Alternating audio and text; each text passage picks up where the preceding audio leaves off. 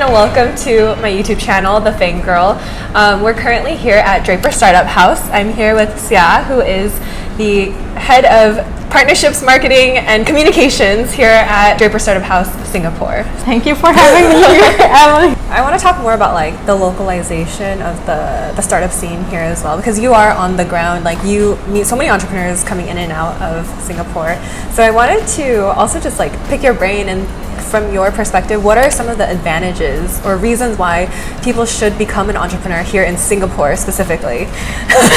Because I feel like it's becoming such a hot hub for people overseas as well, because of like, you know, taxation, the mentorship, the support, and it's also just a really nice place to live. But, you know, from your perspective, like, what do you think are the reasons why entrepreneurs should, you know, perhaps start a business here? Okay, so answering your question, I have to plug this in because I recently Vikram like recorded a podcast on this. It's called Transplanted Here, but it's really interesting because he has these conversations with all the different accidental, like almost accidental founders who somehow ended up in Singapore, right? And unknowingly they end up like either raising a fund or like running their own funds or starting their own startup. It's been really interesting because like so far with the episodes that I've heard, people start up in Singapore because of course the infrastructure is great. As a Singaporean starting out in Singapore, actually I mean, we are very supported by the government. There's so many government grants. And then you realize that there are more and more accelerators and incubators as well who are running programs catered a bit more to the Singaporean founders.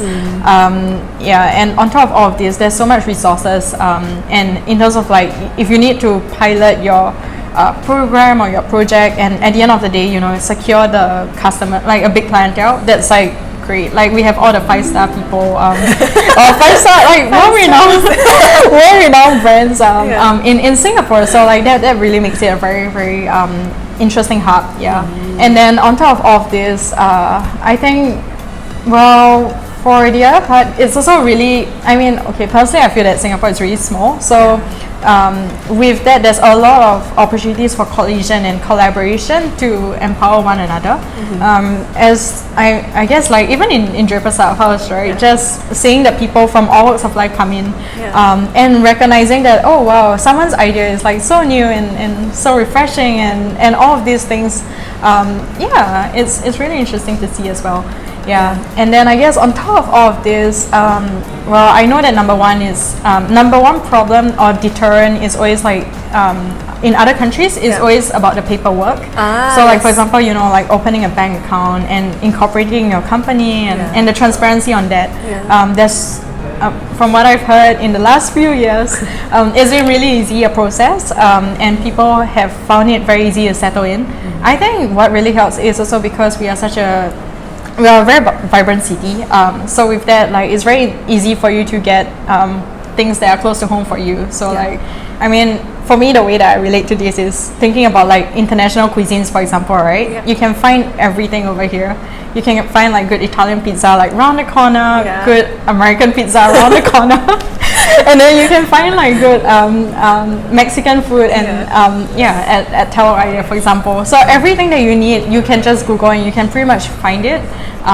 So it's that much interconnected with the other parts of the world that when you come into Singapore, it's easy for you to settle in. I haven't really heard of anyone who kind of struggled with the process.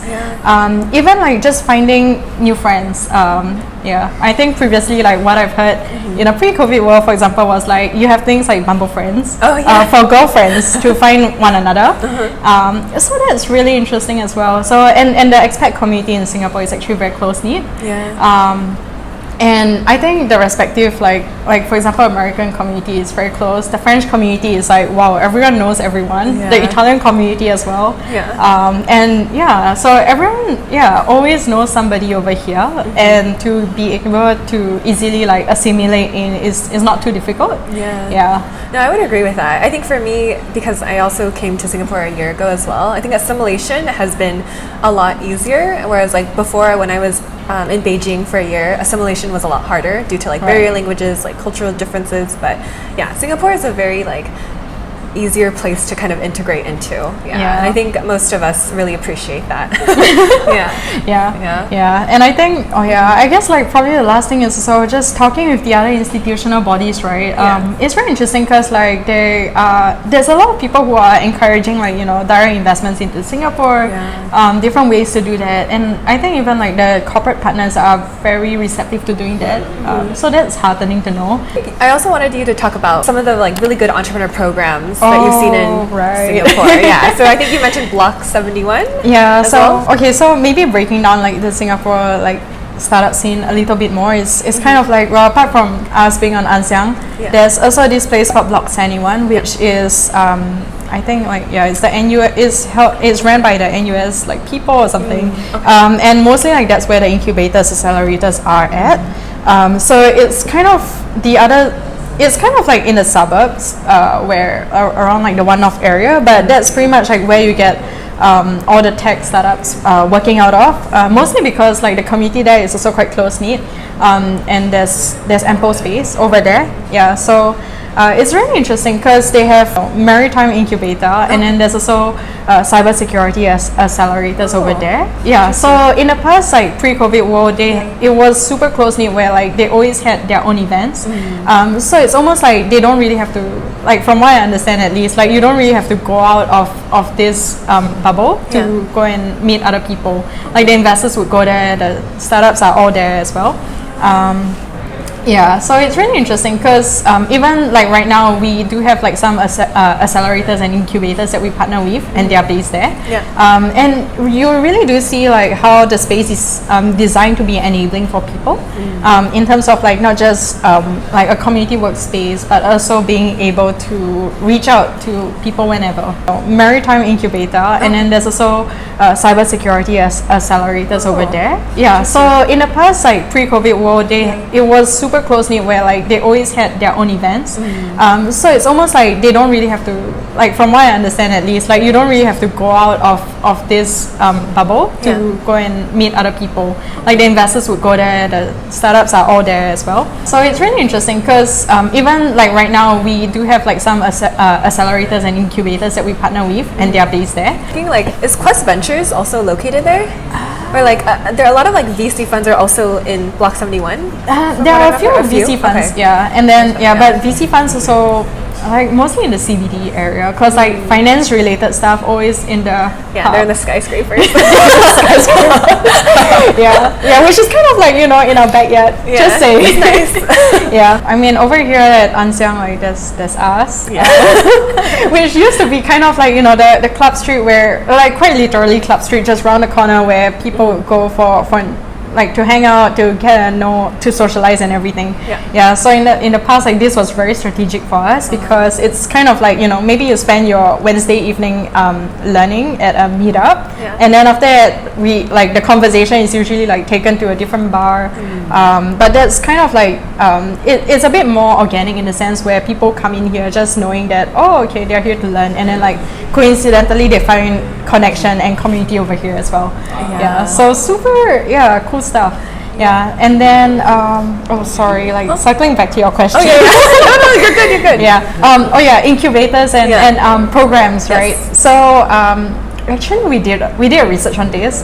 We found out like there's in Singapore there's like a lot of incubators and accelerators, about 200 plus of them. But realistically speaking, when we've chatted with other like connections in the startup space as well, at the end of the day, you know that there's only like a handful that are really good and self-sustaining. So some of it is like, of course, Antler, you have the really good 3-month program. Oh my gosh, I think they're doing really, really well. They're doing very well. I've heard so much. We've seen so many of their cohort coming into our space as well, and just really like to hear about what they're doing is really, you know, like that's one of the best. And then Entrepreneur First, that's more towards like deep tech. So we have friends who are working on like solar energy stuff. I've seen a lot of software come out from Entrepreneur First, or like AI, ML type of startups. There's as AI, well. ML, then after there's a bit more of like the hardware, like engineering side of things, which is like really cool. They are not just surviving but thriving as well. Yeah. On top of this, there are a few others around as well. Yeah. Oh, Accelerating Asia, who's moving into our space. They focus more on pre-Series A startups. Okay. Yeah, probably like 500 startups and a few others who are also running their programs. And it's quite interesting. There's like the SG founder one as well. Yeah. If you're new to Singapore, you want to have like a list or a database to kind of just go through. Yeah. There's one that I know of on the top of my head, like Founders Institute. I can link it as well. Yeah. But I don't know how updated it is, to be honest. So I think they're active here. Quite updated. Yeah, but apart from like getting plugged into programs, I mean, I definitely like encourage on the community aspect as well, because I think one thing that we have over here is kind of from our humble days as a hostel, it's always like the person, like just generally our team members pointing like people to like, oh, if you're a startup, where should you go? Oh, if you're a startup looking for investment, where should you go? So it's very, very human in that sense. It's a work in progress as we digitize that. But also at the same time, one thing that really helps is that it's impossible for us to know everything, but like as much as we try and stay up to date, our community helps us a great deal on that. Yeah, sometimes we do get like good intels from them, like so they'll tell us like, oh no, like the up and coming place is there. There's also like this up and coming like co-working space where people are coagulating at. So basically what you're saying is if you land in Singapore, come to Draper Startup House first. I'll be right on time and hitting the spot. You know you look so fine, and giving you up, I can't survive. Shooting my shot to